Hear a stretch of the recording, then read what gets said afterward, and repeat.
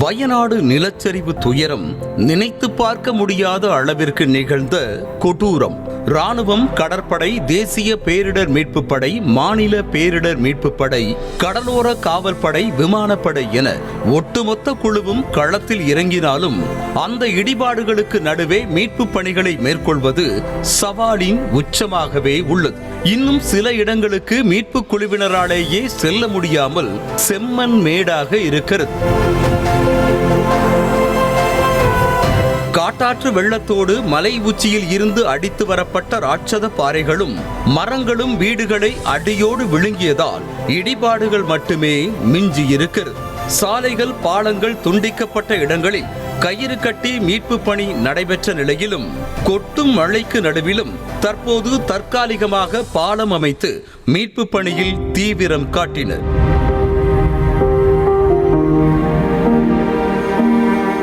முதல் நாளில் மீட்பு பணியிலேயே 100க்கும் மேற்பட்டோர் சடலங்களாக மீட்கப்பட்ட நிலையில் இரண்டாவது நாளிலும் தோண்ட சடலங்களாகத்தான் இருந்தது. குறிப்பாக முண்டக்கை, சூரல்மலை கிராமங்கள் இருந்த தடம் தெரியாமல் அழிந்து போயிருக்கின்றன. வீரர்கள் ஒரு பக்கம் உயிரை கொடுத்து மீட்பு பணியில் ஈடுபட்டிருக்க, ஹெலிகாப்டர்கள், மோப்ப நாய்களும் களமிறக்கப்பட்டுள்ளன. மண்ணில் புதையுண்டு கிடக்கும் சடலங்களை மோப்ப நாய்களை வைத்து மீட்கும் நிலைதான் இருக்கிறது. பெரிய பெரிய வீடுகள், கட்டடங்கள் கூட தரையோடு தரையாக மண்ணுக்குள் புதைந்து வெறும் கான்கிரீட் தளம் மட்டுமே தெரிகிறது.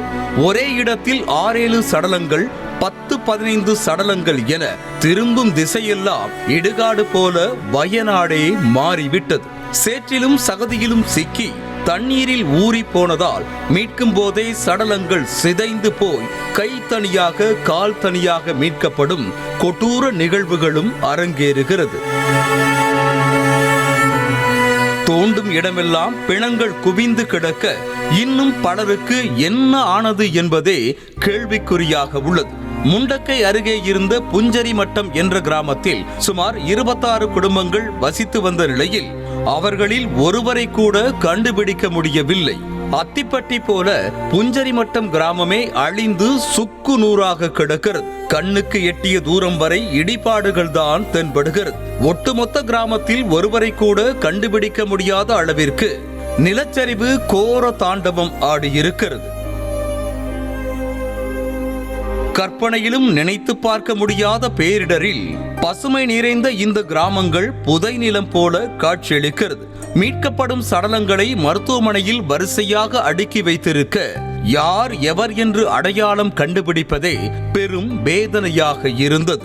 தங்கள் உறவுகளுக்கு என்ன ஆனது என தெரியாமல் மருத்துவமனையில் அங்கும் இங்கும் அலைந்து கொண்டிருந்தவர்களின் வேதனையை வார்த்தைகளால் விவரிக்கவே முடியாதுதான்.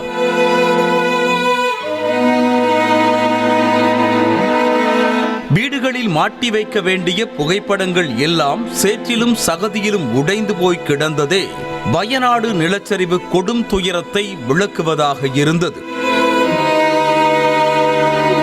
வெள்ளம், நிலச்சரிவில் அழிந்து போன சூரல்மலை கிராமத்தில் இருந்து மீட்கப்பட்டவர்கள் மேப்பாடி முகாமில் பாதுகாப்பாக தங்க வைக்கப்பட்டனர். அங்கு பாதிக்கப்பட்டவர்களுக்கு தேவையான மருத்துவ உதவி, உணவு உள்ளிட்ட அடிப்படை தேவைகள் அனைத்தும் முழு அளவில் ஏற்பாடு செய்யப்பட்டிருந்தது. என்னதான் உயிர் பிழைத்து முகாம்களில் தஞ்சமடைந்தாலும் உறவுகளை தொலைத்த ஏக்கம் ஒவ்வொருவரின் முகத்திலும் தெரிகிறது. செய்திகளை உடனுக்குடனும் துல்லியமாகவும் தெரிந்து கொள்ள சப்ஸ்கிரைப் பண்ணுங்க.